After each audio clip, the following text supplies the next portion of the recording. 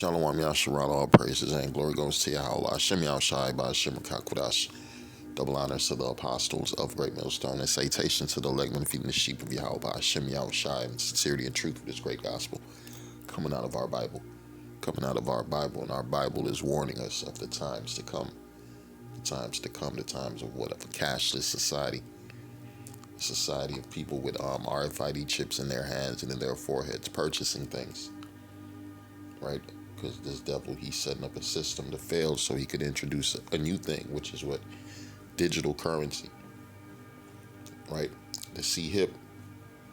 Because with the C-HIP, he controls what? Everything. He controls everything. He knows where you're going. He knows how much money you have. He knows your medical information. Right? He could lock you in a building, lock you out of a building, lock you out of society. Right? It says, is my money safe? No, your money's not safe, man. Right now, it's the end of the petrodollar, the demise of the currency. So we know that, hell no, your money ain't safe. Right? You people ain't safe. Because one thing happens when that dollar collapses, what? Civil unrest. Violence in the streets. People turning on each other. Right? It says 500 banks to fail. This is from the Federal Reserve. So it's telling you, no, your money is not safe. Right? You in a society trusting in wealth, trusting in yourself, trusting in who else? The people over you. Right? Your slave masters. When the system collapses, what? They're going to be nowhere to be found. They're going to be nowhere to be found. They're going to let this civil war kick off, this race war kick off, and they're going to go hide. While you people finish each other off, and you people who aren't paying no attention, you're going to be lost. Right?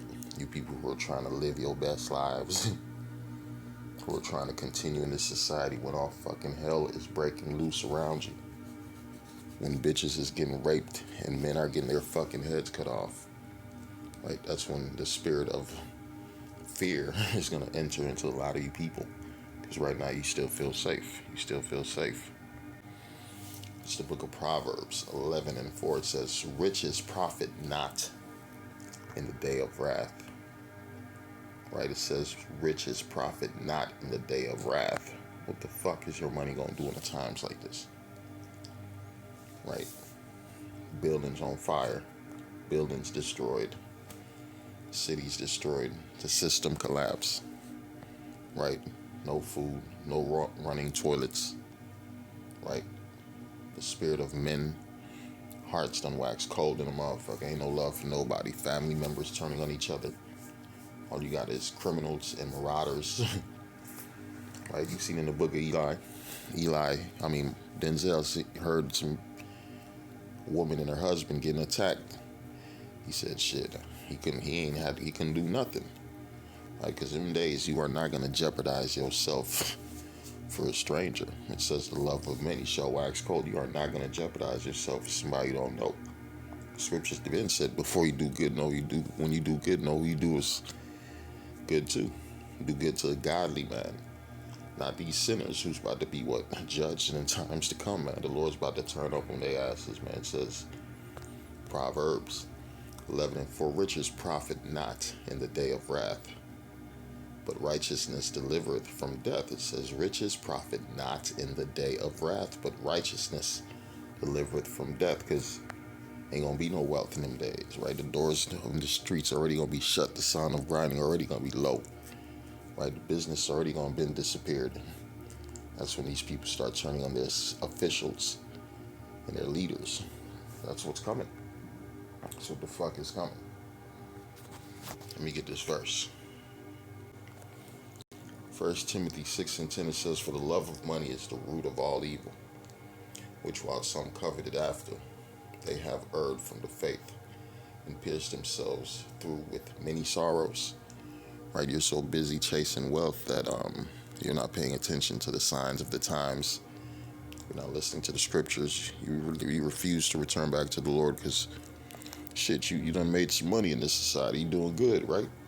Matter of fact, some of you done came into the truth and you went back into the world because your money was more important.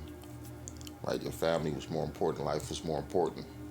Let's read this here in the book of Mark 4. Let's start at 16. And it reads, Mark 4 and 16.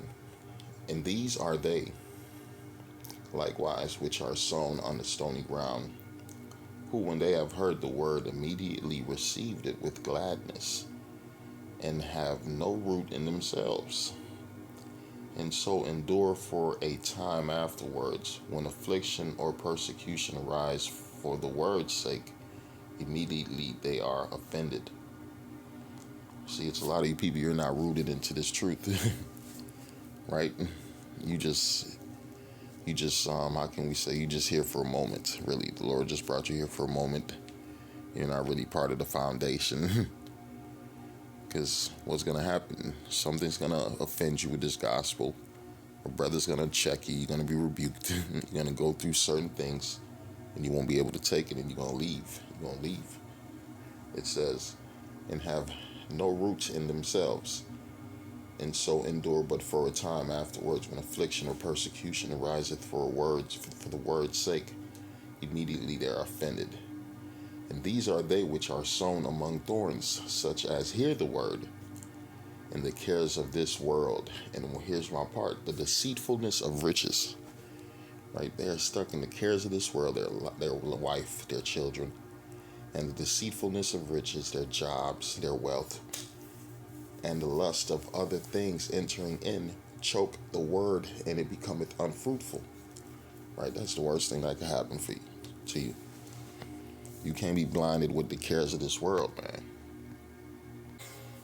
We'll go to the book of 1 John 2, and let's start at 15. And it reads, love not the world, neither the things that are in the world. If any man love the world, the love of the Father is not in him. For all that is in the world, the lust of flesh, the lust of the eyes, and the pride of life, is not of the Father, but is of the world, man. It's the book of Luke 14 and 26. It says, if any man come to me and hate not his father and mother and wife and children and brethren and sister, yea, and his own life, he cannot be my disciple. Right? Because here in life, what do you have? You got your family, the people that you came from, your brothers, your sisters, and then the people that you create, your children, right? And who else? Your wife. The Lord said, man, fuck all these motherfuckers. And it says, hate them. If they're on some worldly shit, you got to separate. The Spirit's going to separate you from their asses. That's what's going to happen.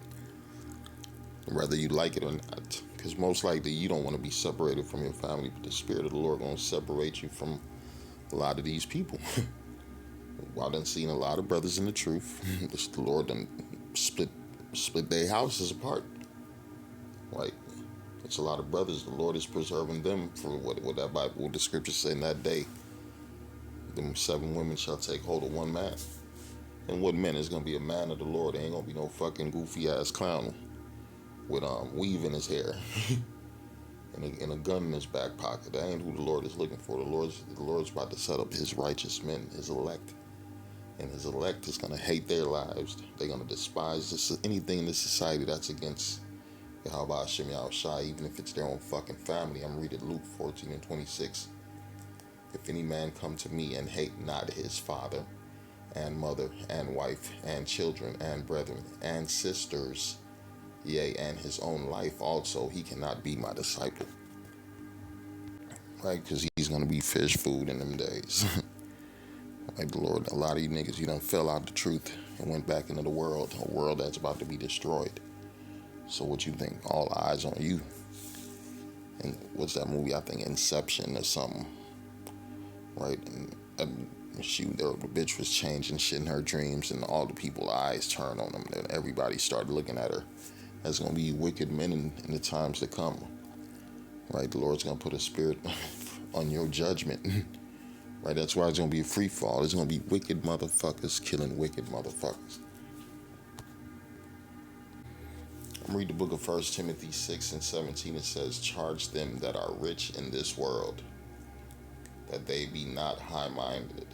That they be not high-minded, right? You might be rich in wealth, rich in the love of your family members, right? Because it's a lot of you people, man. It's not money's not everything to you, but guess what? Whatever you're holding on to, that's more important than the Lord's gonna take that from you. The Lord's gonna take that from you. Some of you people, you worship your children. I had a family member. She worshiped her child. Everything was about her child. I do this for the child. And what happened? The Lord took that child away at a young age. Right, at a young age. And ever since that, this person's spirit's been through. This person's not going to be the same person ever again. Right, it says, charge them that are rich in this world, that they be not high-minded, nor trust in uncertain riches, but in the living power, who giveth us richly all things to enjoy, that they do good, that they be rich in good works. Man, that's what it's all about, doing this work. Right, they ain't talking about being going to the school and helping out with the fucking lunch cafeteria or reading for the kids. That ain't what it's talking about. It's talking about doing the work of the Lord, preaching, prophesying, right, giving our people warning of what the things to come, and what's coming. All fucking hell about to break loose.